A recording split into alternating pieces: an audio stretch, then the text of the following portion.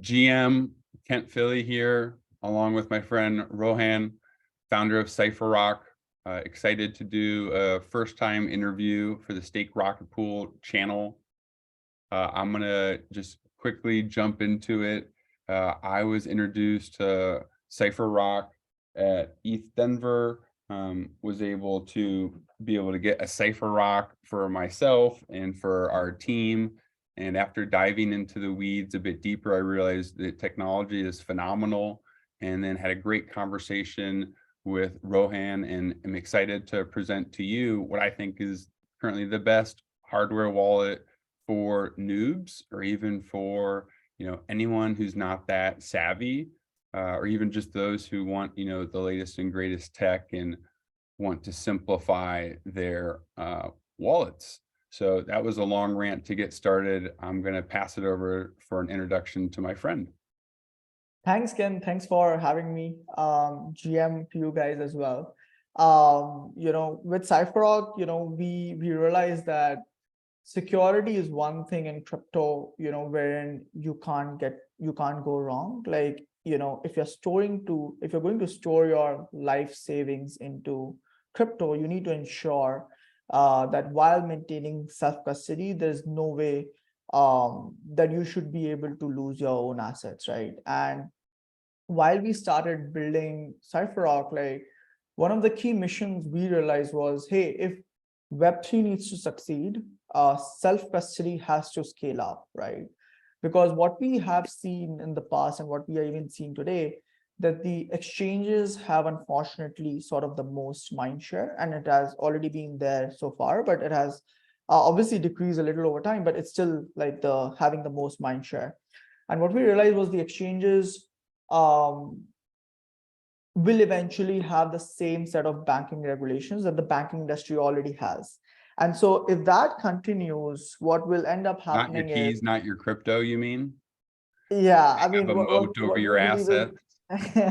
What we believe is, like, it will have the same set of regulations that the banking industry already has.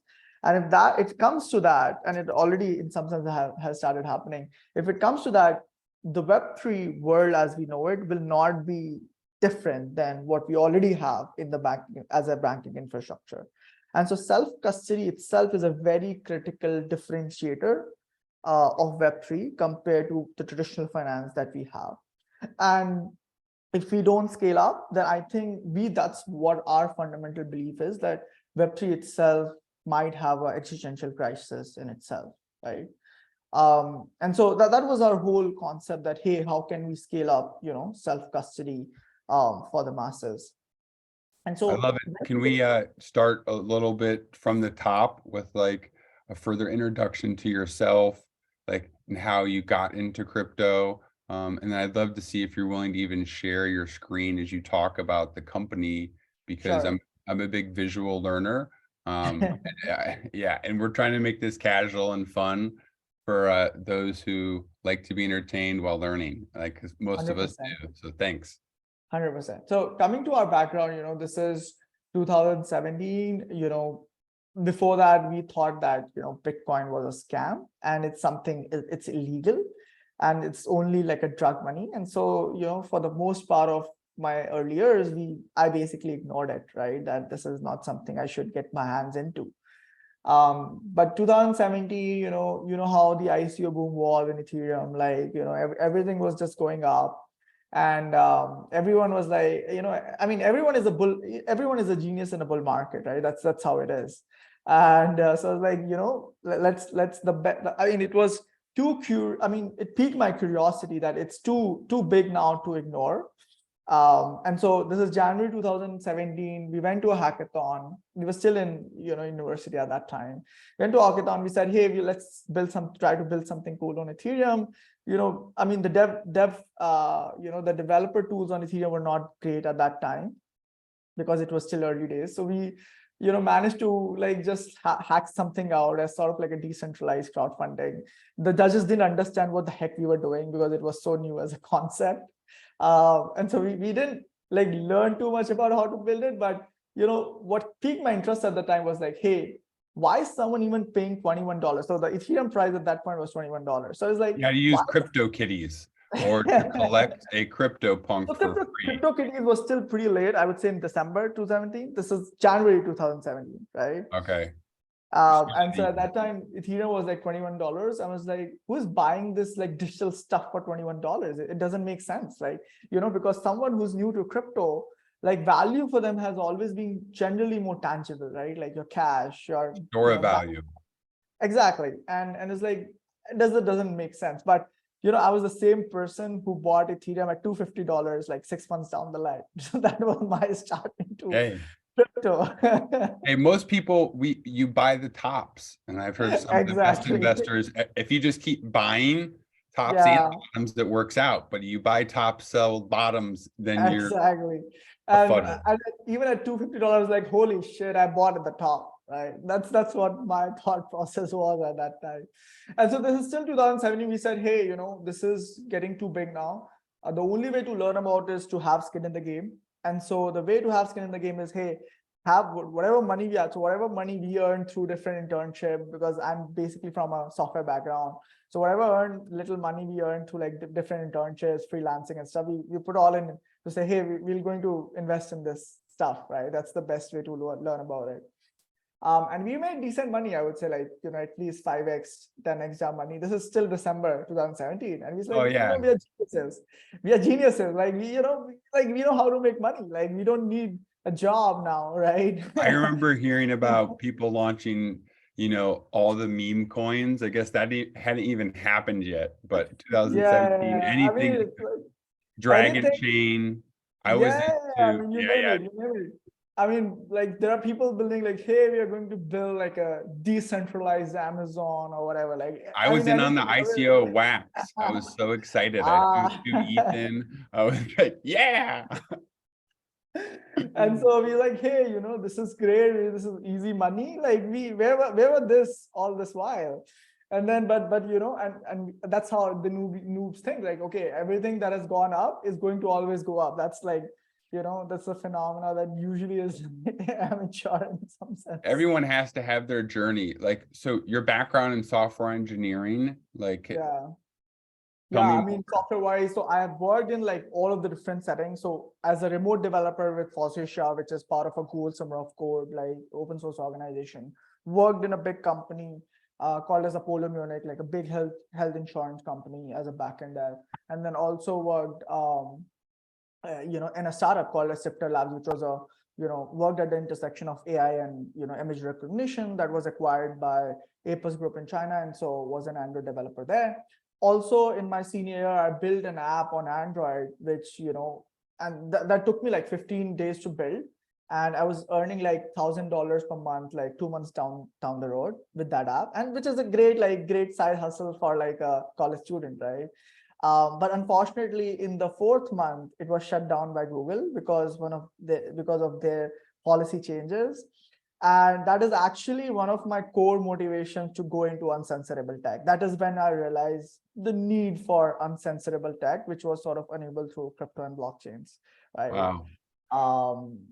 Coming back to the trading stuff. So, Well, like, can we pause there? That's a lot of people's true entry, the smartest people, like Vitalik came, why he came, supposedly? No, I don't remember. He like was into World of Warcraft, and they took away like a sword from him, and that like started the itch, but maybe it was something else. But like, I love that was yours. Continue on, please. Yeah, I mean, for us, it was like, for me, it was, and I was the only developer on it. So I was like, it's not going to change my life. That, yeah, it was frustrating. But what I realized was, hey, I'm still like a, like a college guy, like $1,000 is comparatively not a lot. But I thought about all of the different businesses who actually depend on this infrastructure for their livelihoods.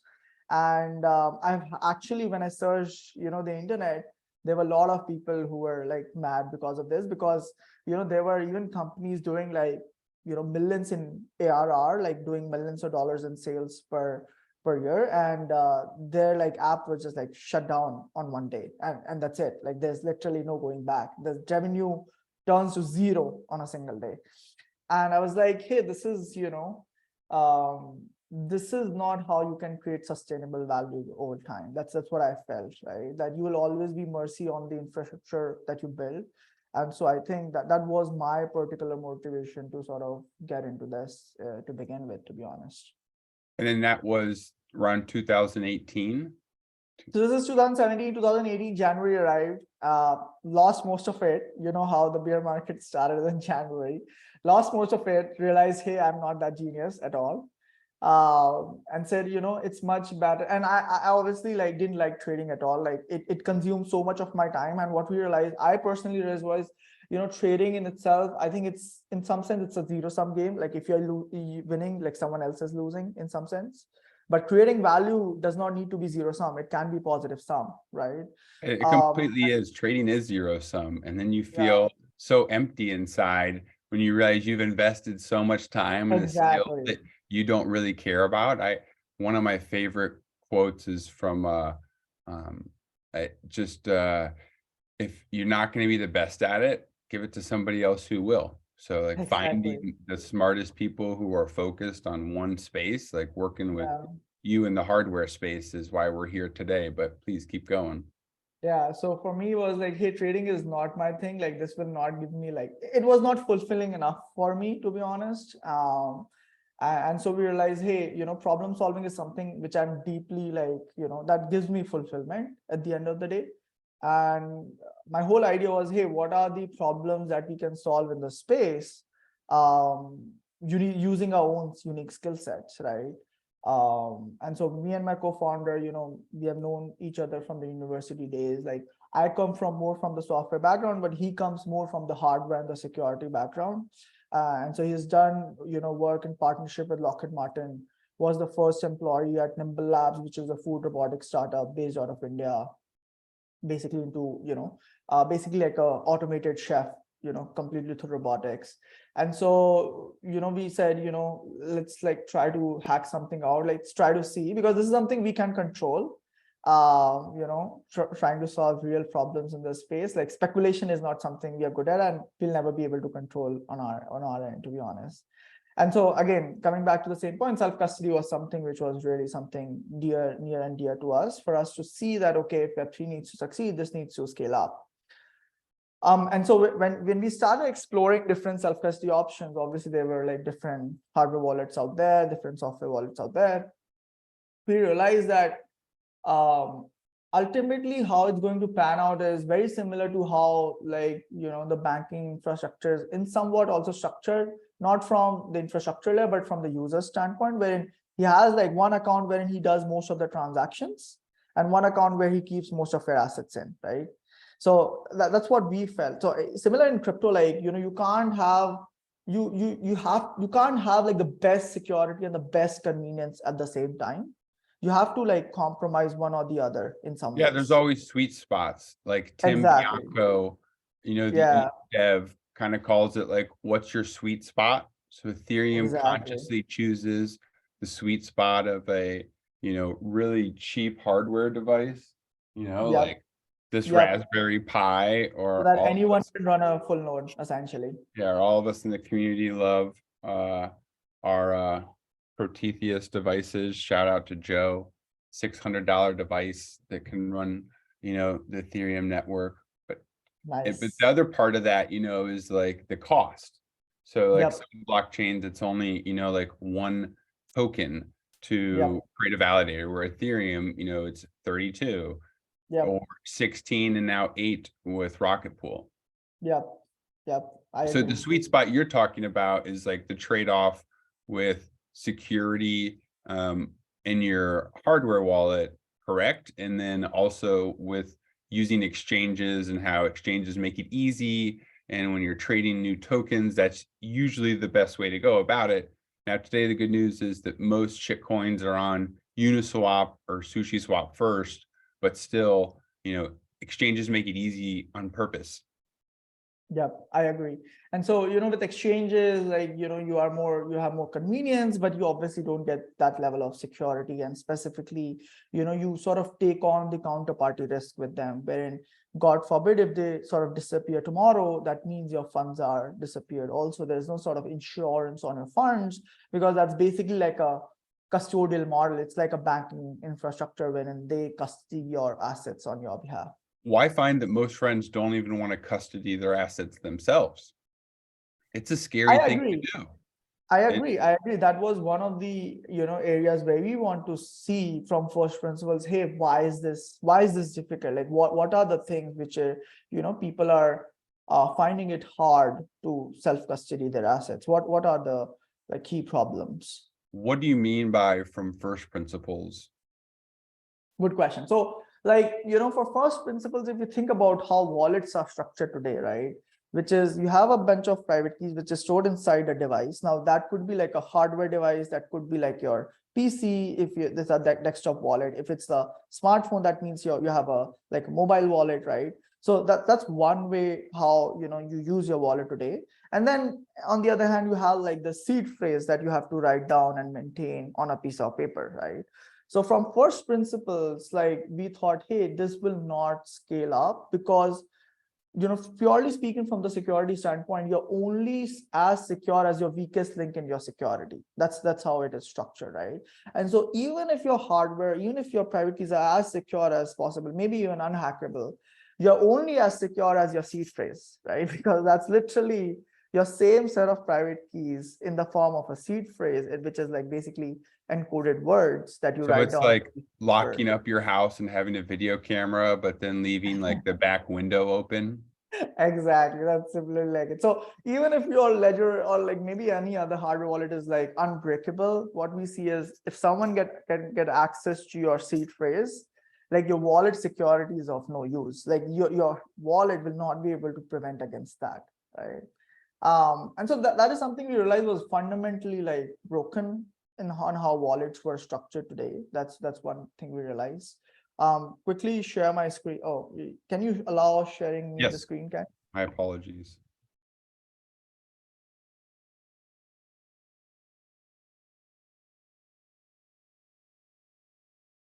Can you share now? Yeah, I can share now. Cool. Cool. You can see my screen, right? Yep. Perfect. I'm glad you use Brave. So do I. It doesn't work Yeah. for every Web3 site, but it's definitely the default. So cool. Yeah. Second thing we realized was, so I was using like a ledger device at that point in time. This is 2017, 18, and I genuinely felt that was like sort of the safest device until this video dropped in. So these guys basically like hacked a ledger wallet on stage in some sense. So they played this like snakes game on the ledger device, which scared the shit out of me, right? I mean, I was like, I thought this to be like the safest thing, and these guys are like just trying to make fun of the security of what these guys have, right? And so that's when my mind started running up again around the same sense of like thinking from first principles, which is everything in the world is sort of hackable. There's literally nothing in the world that you can claim that is 100% secure. The only way to ensure them, basically making like a 10x more security model for this is to not have your private key stored in a single place. So I'll compare it to sort of like why you had to fundamentally like rethink everything, because if you think like private keys are not something new, like they existed even before Web3, right? They exist even today in like the Web2 world, like for doing Yeah, your everybody has, like, most people have a lawyer, most people have a financial advisor, most people right, have their spouse or their right, kids or somebody right, else who has to sign off. There's a power of right. attorney in the US legal structure. There's also a power of health. So no doubt. Right. And those private keys are like, maybe for your server, like, you can get access to your server, or, if you're trying to do some maybe RSA encryption or whatever, like then also those require like your private keys. But the difference in the Web2 world was that everything is sort of controlled by a server. So if you lose access to your private keys in your Web2 world, that would mean your server will still be able to revoke that private key. So if someone hacks my maybe RSA private key, which is, unlocks some sensitive assets or whatever in the Web2 world, the server can still revoke access to anything that private key will ever be able to do, right? Because the server is the one that controls each of the operations in some sense, right? And that's how it's like centralized in nature. But when it comes to Web3, like the thing is the private key is the asset and the private key is the access, right? So that's the key difference. So the In the private key Web3 is the world, honeypot, and it's like you realize you need to get off an exchange like most of us do. But then when you hear about these hacks and hardware wallets, often my friends FUD them, or they say, I'm just going to move my seed phrase to a different device. And so, right, yeah, right, it's hard to really know. It's easy to be ignorant, as in like, I don't know, I think I have the best today. But like yeah. what you showed there is in your investigation, you realized there was already an issue with Ledger. I'm hopeful they have already fixed it, but what I'm trying to say is like, what is to say that can't happen again, right? If it has happened before, it can happen again, and for obvious reasons, it can happen to other wallets, is what I'm trying to say, you know. And so what we realized was the only way to secure this for the long term, then if we know that there's nothing in the world that can be made 100% secure, is to never store the keys in a single place, which is avoid like a single point of failure, right? Because with these wallets or hardware, if one of the hardware is breached, that means your private keys are compromised. So we realized was, hey, if your keys are never existent in any single hardware, what that would mean is even if one of the hardware is breached, that would not mean your funds are compromised. So that was the second realization around, you know, again, coming back to the point that thinking from first principles around, you know, securing these assets in the first place. And the third thing we realized from first principles was, hey, God forbid if you die tomorrow, or God forbid I die today, how are my assets going to be passed on to my family or someone who I want them to have access to in case something bad happens to me, right? So if you compare it with traditional assets, it's the government and the banks that take care of that responsibility, and it sort of depends country to country. But with crypto, the core problem is you cannot give your keys while you're alive to someone, because hypothetically speaking, what if the relationship changes between you guys and they maybe run away with your assets?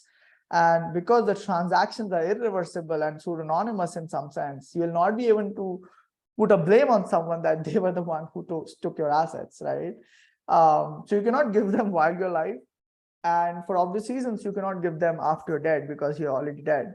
So how do you give these keys? When do you give them? And how do you make sure that the privacy and control of the assets are maintained throughout, right? So this is what I try to call it as like a crypto inheritance problem, right? It's sort of like a dilemma on how to actually give it while maintaining privacy and control. Maybe you can give it while you're alive. If you give your seed phrase to a lawyer, let's assume, and it's there in your will, what if they manage to see it and, you know, take out your assets in that sense? So this Yeah, was it's like like, the third core problem. Yeah. so from first principles, you're saying there is like a 3-point problem that you're saying it's multi-party is important. Just having it in one location written down as a series of random mnemonic words is not a successful way of doing it. So you're spot on is also what we're hearing from Vitalik.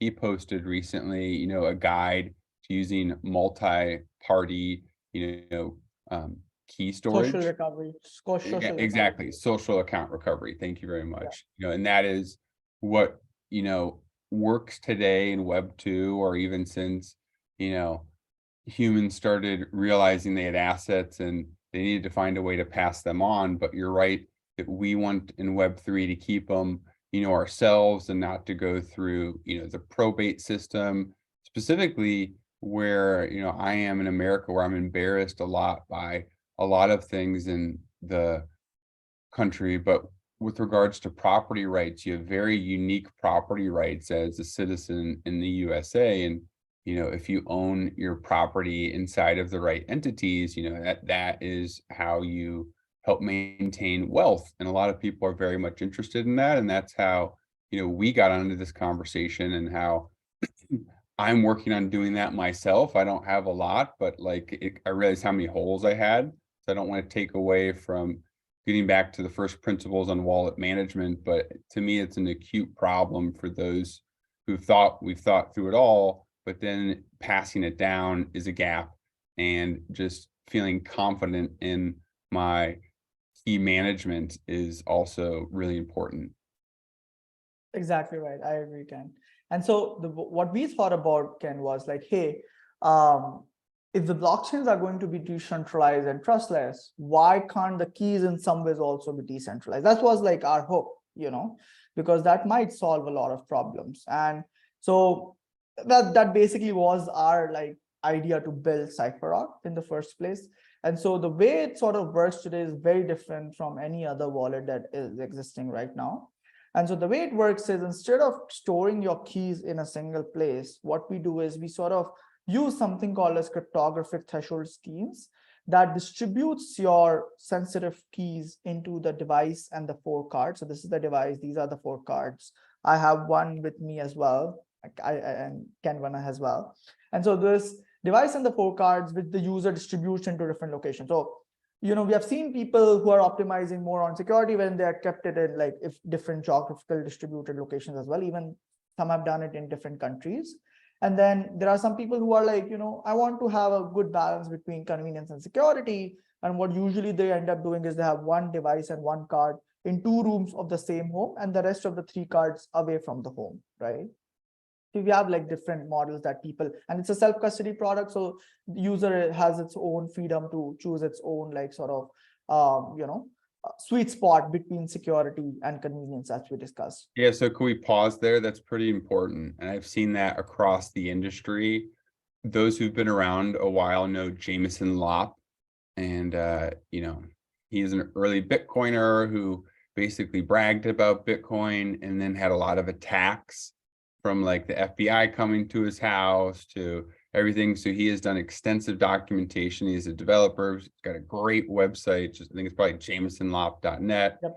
But he talks about, having, and he started a company called Casa that helps people, and they have a SaaS service where you would have their device at your home and then at the office and then with them. And so, having it in 3 or 4 locations enables that you can get away from the wrench attack, which when you explain this to normal people, they love the analogy because it makes sense.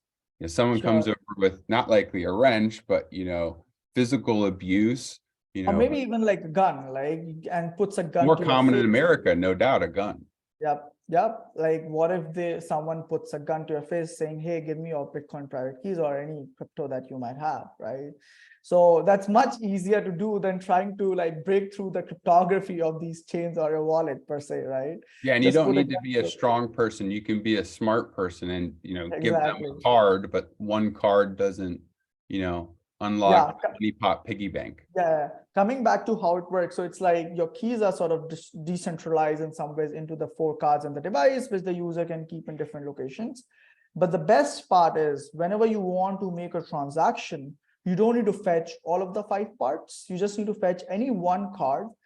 You have the device, tap it on the device, enter the PIN if you had set, and your transaction will be done.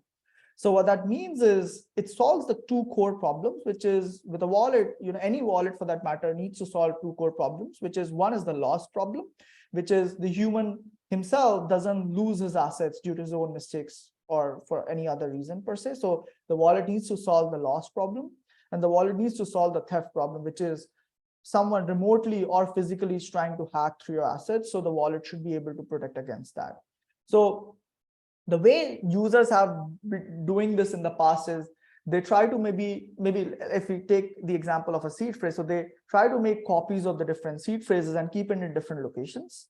Now that solves your loss problem because it's very unlikely that you are going to lose all of the copies at the same time, but it's not going to solve the theft problem because in fact increases the theft problem because now you have these multiple copies. If any one of those copies gets compromised, that means your funds are also compromised, right? So that's not optimally solving the theft problem. The second way people do it is, hey, I'm going to split my seed phrase, or I'm going to split my keys into different pieces, right? Let's assume the private keys or the seed phrase is Rohan, so I'll give R in one place, O in another place, H in another place, A in another place, like splitting basically the main key. Now that solves your theft problem because the thief or the hacker has to now find all of the parts together to make sense of your keys, and they'll have to only then they'll be able to hack your asset, but it doesn't solve your loss problem, because if you lose yourself any one of the parts, that means you don't have the complete seed or the keys anymore to be able to use your assets yourself, and hence lose the funds yourself due to your own mistake. So it's very critical to solve both the loss and the theft problem optimally and the save time, and this is what the product does. So what that would mean is, even if you lose any 3 out of these 5 things, let's assume you lost the 3 cards, your funds are still recoverable from the 4th card and the device. Or if you lose the device and the 2 cards, your funds are still recoverable from these 2 cards. So you need any 2 at any given point in time for your funds to be accessible. So that's how it solves sort of the loss problem. And the way it solves the theft problem is, for a hacker to compromise your assets, he also need to find the locations of at least 2 out of these 5 things first, and then crack open the pin, and only then he or she will be able to lose the access your assets. With any other wallet, it's like, you have 2 single points of failure. So if they get access to your wallet and they are able to crack it, your funds are done, your funds are gone. If they're able to get your seed phrase, then obviously that means your funds are gone anyways, right? Because those are without any security. But in this case, even if, let's assume, someone gets access to the device and theoretically they are able to break our security also, still they'll not be able to get your assets, because they'll still need at least any other card to be able to compromise your assets, right? So it gives you like this security model, which is 10x better than any other wallet right now, because your private keys as a whole never ever exist in a single place, right? So that's the first advantage it has over any other wallet that exists right now. Could you click on the how it works tab? I think you have another visual there where you just have right there, like what you're saying. Right. You would I need, think it's on the main page. So it's like there's your crypto. This is like a visual analogy of like a crypto private key. It sort of splits out the key into cryptographic parts, which is enabled through something called as cryptographic threshold schemes. And specifically, it's called as Shamir secret sharing, which is quantum proof also, by the way. Can you go through that a bit again? I think that's common in the blockchain research space, but maybe those in like the Rocket Pool community aren't familiar with that. It's called as Shamir's secret sharing. It's actually like the parent technology behind multisig. So multisig is sort of chain specific. It's not, unfortunately, chain agnostic. And so multisig itself as a technology is derived from Shamir's secret sharing. It's something like it's the algorithm or the cryptographic threshold scheme, which is Shamir's secret sharing, is actually like a battle tested algorithm in the space. So it existed before even Web3 started as a movement, right? And it has been used into like building traditional networks and stuff like that in the enterprise level. But what we realized was, hey, if the enterprise are using it, is there a way to consumerize it for normal people? Because I mean, that's what we realized, that crypto, a lot of enterprise security that was just like focused for businesses, because now crypto was a ecosystem itself, we needed to build systems that consumerize those enterprise security for normal people. That was whole idea around taking that from that industry and building it something that consumers can use for themselves. Yeah, because I'm not a dev, but I can use this and I can understand, and see where it's used and other best practices. So please keep going. Exactly. So we use Shamir, and it basically sort of has this cryptographic threshold schemes, which sort of shards your, I'm sorry, my electricity got off, and that's why it had to be shut off. It's all good.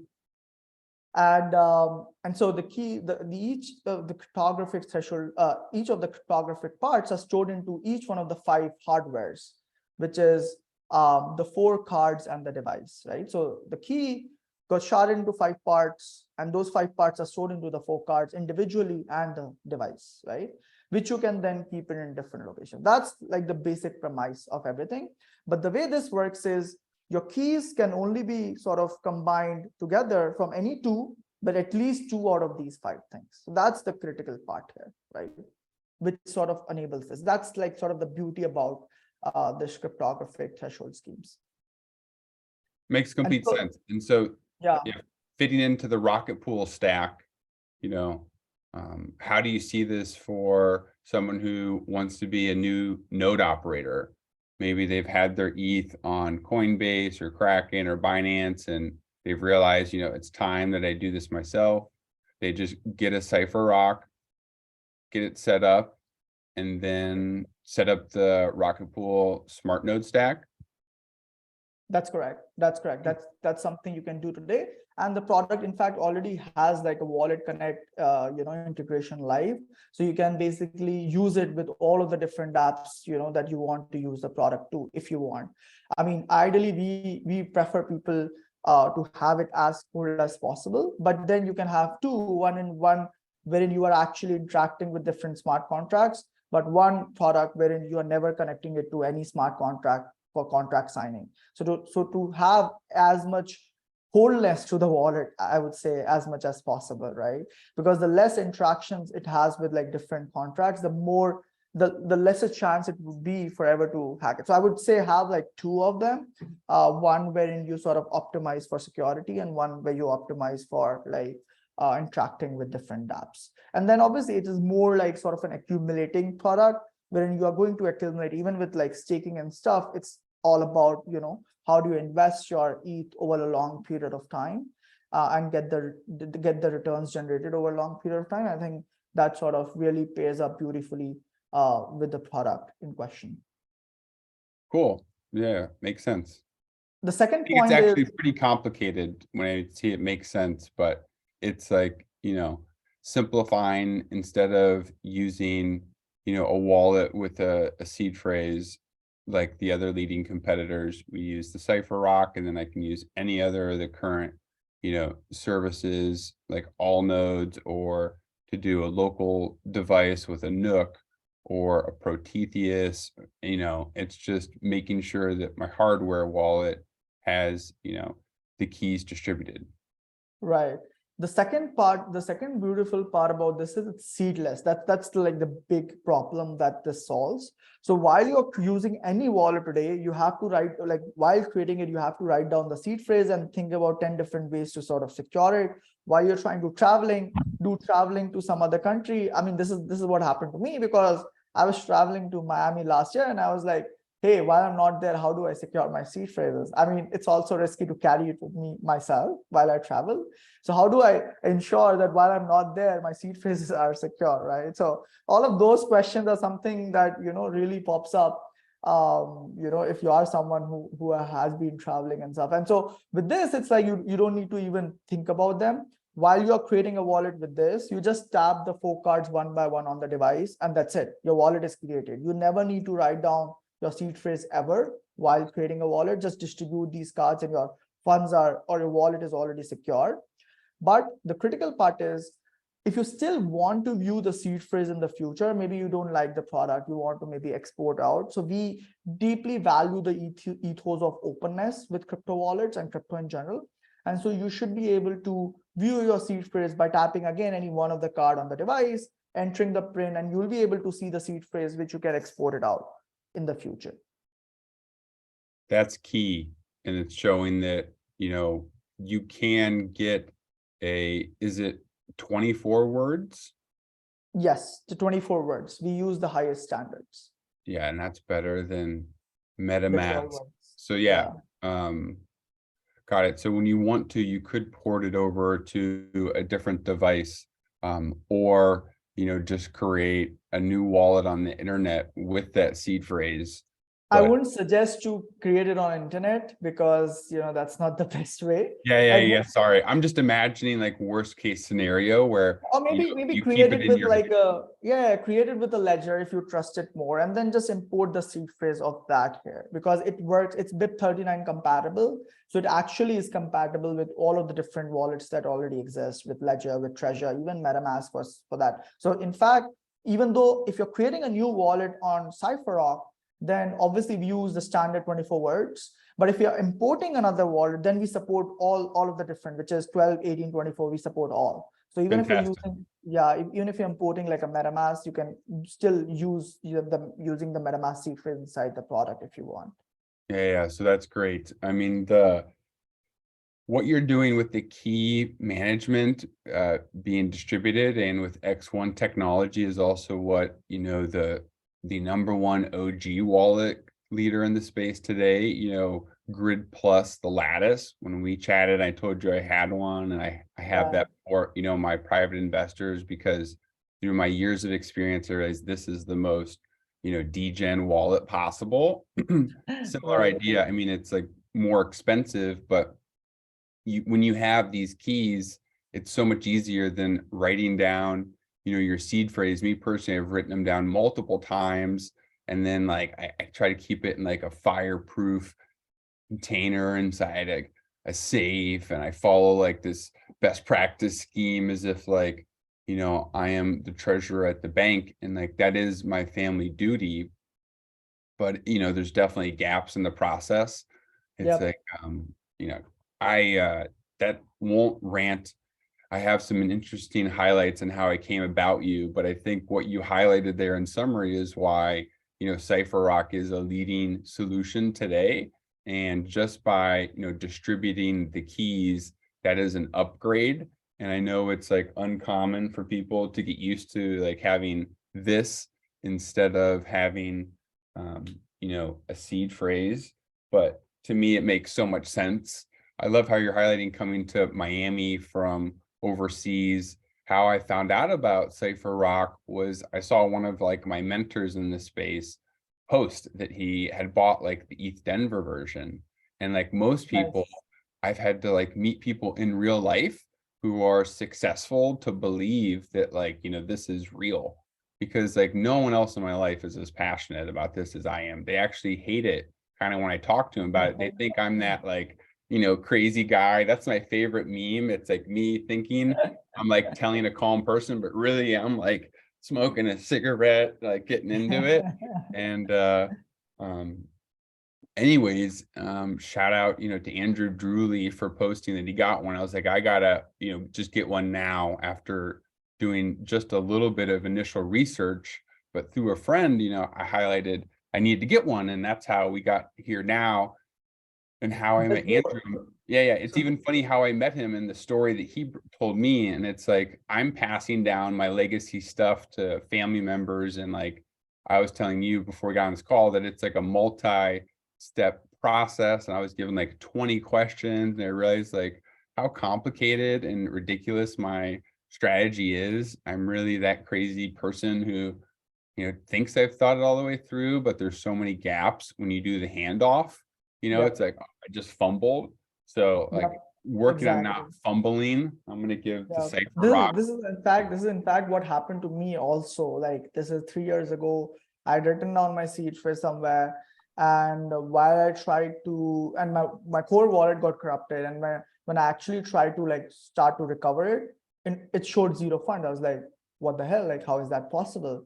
And so what I had problem was I had mixed up one word with another like that. So fortunately I was able to recover it, but then like, it was scary for that moment that I can't see my funds anymore. So yeah, I can, and that, like gave us the motivation to build something along these lines. So beyond this, like obviously, we're going to release like inheritance service also, wherein the product, with the help of the product, you'll be able to recover your assets, or maybe your family will be able to recover your assets in case something bad happens to you, without us ever in a position to compromise your assets. So that's the key part, right? Wherein the company itself should never be able to compromise the assets, but still help recover it in case something bad happens. So it's still in the development right now. That's the best I can tell everyone. But once it's out, like happy to share more details on how everything is going to work. And more like our device is open source anyway, so anyone can sort of verify things on their end if they are technical enough to sort of go through the source code. But this is honestly like, this is one aspect of the product. What we realized over time was that people are not just going multi-chain, they're also going multi-wallet, right? Just like you said, you have like a MetaMask, you have a Grid Plus, you have this, you have that. And so, because of that setup, and it's a normal behavior, because some of the wallets are like vertically best to solve a specific purpose. Like if you're using Solana on like frequent basis, then obviously Phantom Wallet is going to be your, go-to wallet for that. I have one now. Yeah, and if you are like Ethereum, you are deep hell bent on Ethereum, obviously your choice of wallet will be MetaMask per se, right? And so what we realized was this was sort of a trend which was happening, but because of this, there were some problems which were, which started happening, which were not apparent before. So one is, it becomes even more difficult now to manage the different seed phrases of all of those different wallets. So that was the first problem we realized. And the second problem we realized was, it is not possible for you to see the portfolio across those different wallets in one single place. So you, as a user, you have to go check all of those wallets every day to see how your funds are moving on those wallets. It's not possible to view them in one single place, essentially. Maybe for EVM you can do it, but once you go like, you want to see both your Ethereum, funds and your non-EVM funds in one single place, that's not possible, right? And even with like portfolio management apps today, the thing is like, you have to enter the addresses for them to track those addresses for you. But it breaks in the case of Bitcoin, because if you are a Bitcoin user and you're trying to receive funds in Bitcoin, you basically generate a new address every time to maintain your privacy, right? And it's very bad user experience to enter that new receive address every time into a portfolio app, right? It's so much of an hassle. And so we realized this. You don't want to give it up. The reason why you went that way was to have privacy. My friends don't want to even give me their address to get an NFT. Exactly. Like it is exactly. yeah, I'm not, They don't want to evade their own privacy. They'll have maybe like one wallet where they'll be like public about stuff, but they'll probably have another wallet where they want to be private about stuff, right? And so we realized this, and we structured our product obviously as a wallet, but more as a wallet aggregator also, right? So what you can do is, with this product, you input the seed phrases into this of all of the different wallets. You input your MetaMask seed phrase, you input your Phantom seed phrase, input your Ledger seed phrase, whatever, right? And basically this product, apart from acting as a wallet, it then acts as a seed phrase backup manager. So you still continue using your other wallets per se, but then you use this product just as a seed phrase backup manager. In case anything happens to your existing wallet, you come back to this, tap one card, enter the PIN, and you see the seed phrase to recover it for that wallet per se. So that's one case, which is. And is that available today, or is that yes, it's actually available with the product you already have, right? So yeah, you just need to import the different seed phrases of those different wallets. So that's one, which is sort of like a forget password button for all of your Web3 wallets, essentially, right? So that's like the one layer. Now, once you do that, the next big advantage of this is you connect the device to the SciSync app we have, which is the desktop app similar to like the Ledger device. And then you can basically sync your device with the SciSync app, and you can actually track all of the portfolio, all of the wallets portfolio in one single place. So if you can see my screen, I have like 4 different wallets. So this is my DGN wallet. This is my CypherRock company wallet. This is my MetaMask wallet. So, I'll even show you, give me one sec. So this is my like MetaMask wallet. It has like what, $30 or something. And I have imported like the seed phrase into my CypherRock, and now it is I'm tracking the portfolio of my MetaMask here as well, right? So I can actually see all of my different wallet portfolios in one single place, and I can even go more granular, saying, hey, I just want to see my Ethereum funds across the different wallets that I have in one single place. So you can even go more granular in that sense. Then if I want to do transactions, so I can even do transactions there. So let's assume my laptop is not available for whatever reason, wherein my MetaMask is, or my phone is not available, but I have my SciSync app and my CypherRock with me. So you can do even my MetaMask transaction from here if I want. So you can control those wallets, all of those wallets from here as well, if you want to send, receive funds. And lastly, you can, if you're doing taxes and stuff, it becomes a pain to sort of like sync with all of those different wallets. If you have imported all of the wallets in one place, you can actually see all of the different crypto transactions in one single place across the different wallets you have. So this is my like history section, wherein I can see all of the different transactions I did from different wallets. So it sort of builds like a aggregator layer for you. And right now it supports like most of the top coins of Bitcoin Forks, EVMs, most of the popular ones, Solana, Near. Tomorrow it's going to support all the more chains, and even like non-coin token assets like NFTs and DeFi's in one place. So our aim is like, you should be able to see and sort of manage everything in one place, which is not, unfortunately, doable today. You have to do different, you have to use different tools to do it. But with this, at sort of an aggregation layer, you will be able to do it in one single place. So you can either create a new wallet inside a CypherRock or import an existing wallet and basically do portfolio management or use it as a seed phrase backup. Could you go full screen, please? This is cool. Yeah. Let me. Yeah, and I know we've expanded beyond just the Rocket Pool theme, but I know most of us in the community are in multiple communities and probably started off with Bitcoin. I thought I'm full screen. You were. I was seeing the app. Oh, okay. Hoping to see more of the app. Yeah, perfect. Right. So I can. You've done the imports, and what you're saying is that this is going to be the keys are never imported to the desktop app. The keys are always secured through the product, the hardware product. You just sync the addresses, and the great part is this automatically tracks everything. So even if you're using some other wallet for doing, let's assume I'm doing a MetaMask transaction, so the portfolio app will all automatically reflect that new transaction itself, because it will be automatically in sync with the different blockchains, right? So you don't need to manually do anything. It will automatically be synced across all of the wallets. So if you do a transaction here, that's also fine. If you're doing a transaction somewhere else, so the portfolio here will automatically be updated with a new transaction that you did with some other wallet per se. Fantastic. So it sticks with the first principles, and by limiting who you're sharing your addresses with, and that is where you guys are going to try to roll in and take over the whole stack. I think most people like to test, like me, beforehand before we expand out. This has been super helpful. I want to try and wrap it up for the Rocket Pool community. Are you willing to share that tweet that I sent you in the Zoom chat?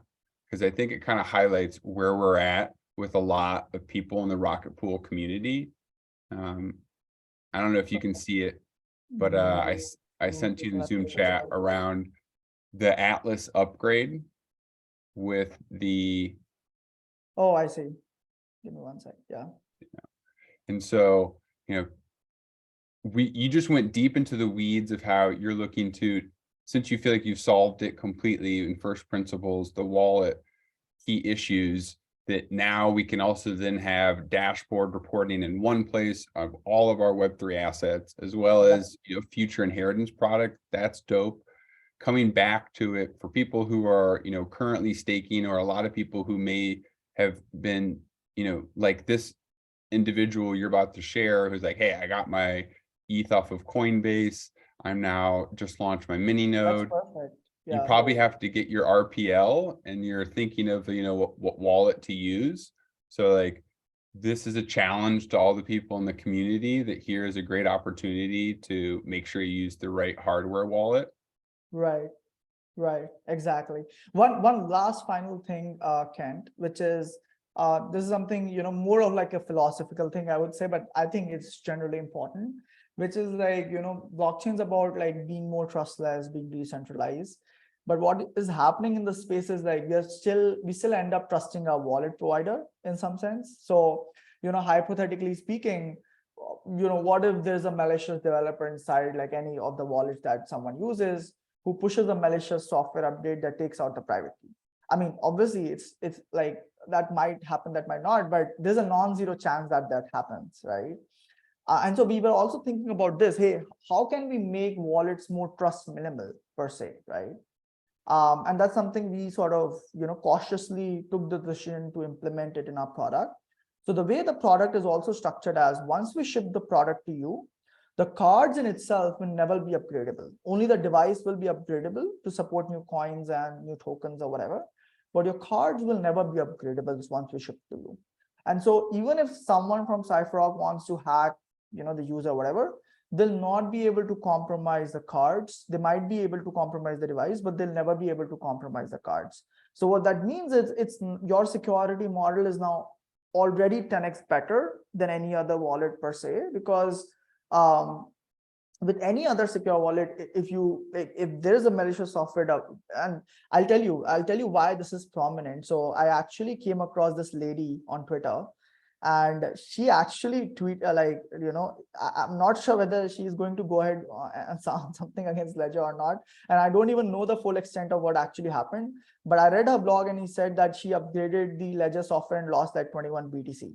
So I actually asked her like what could be the potential reasons, and what we feel is there's only two ways. So either the seed phrase was compromised, or like there was actually like a malicious software update from the ledger. So we don't know what actually happened, but even a sense of that this is even possible is something which was critical for us, that it should be very, very difficult for us, for anyone to do it. And I believe having the cards unupgradable sort of gives you that, because then even from CypherRock, there is no one who can sort of, even if someone tries to do it, not be able to compromise the cards in any ways per se. But go ahead, like, we'd love to hear your thoughts on this. I love it. You have the security page on your website that, highlights the remote attacks, and that fits into that category. Yep. Of, when you upgrade a wallet, you're not really sure what you're doing, or, like when you're using a ledger or Trezor, you can't even see the full, address, or like what you're even confirming. You just basically like click, click, click, try to get through it. And so a lot of hacks have even happened in that process. Yep. With, like Nexus Mutual's founder had a malicious bug sent through email. They waited weeks. They then stole millions of dollars. So I love that the focus is on the complete integrated, stack. And the cards can't be upgraded. I think for a lot of people, you've got to like feel it in your hand.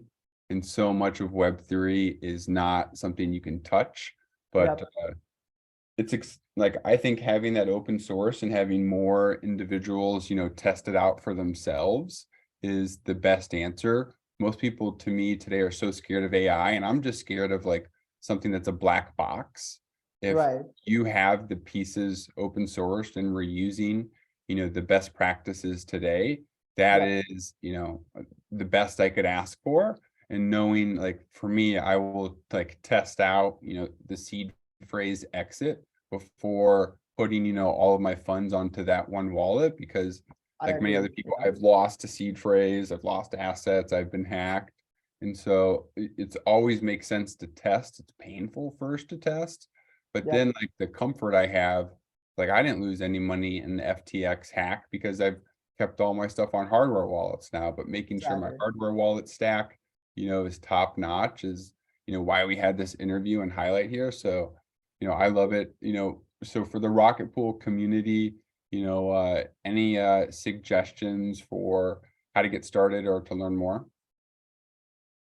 Yeah, I would say, be our early adopter of the product. Like we launched very recently, about 3 to 4 months ago. The product is in fact audited by the same guy who had the Ledger and Trezor wallet. So we got audited from them.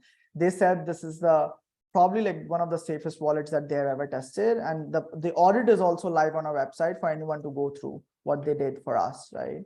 And it's an independent audit, like, it was a commercial agreement, and they did the audit in full force so that there's no like funny business going on. And yeah, it's an open sort of audit. Anyone can check out and review it for themselves on what they did from the security standpoint. And yeah, I mean, I completely agree on the frictions of something new. I know this is like a new behavior, like people are not accustomed to having something without a seed phrase. Specifically more of those people who have been in the space for far too long to have this. So I believe if it works out, like it might be like a step change for the industry. That's what our belief is.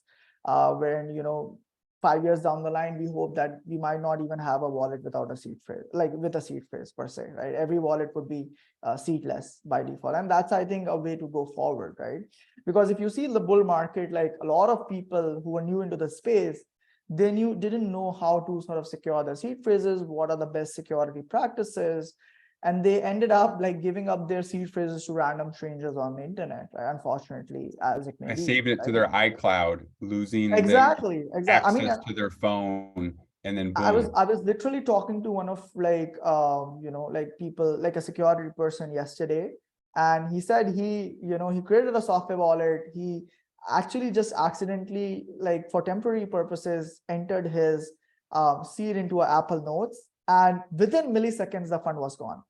Within milliseconds. So I'm not sure what happened there, but he said probably someone was you. And I'm talking about a security guy. I'm not even talking about like a noob per se, right? He's doing security, like smart contract auditing stuff since the past like 2 to 4 years, right?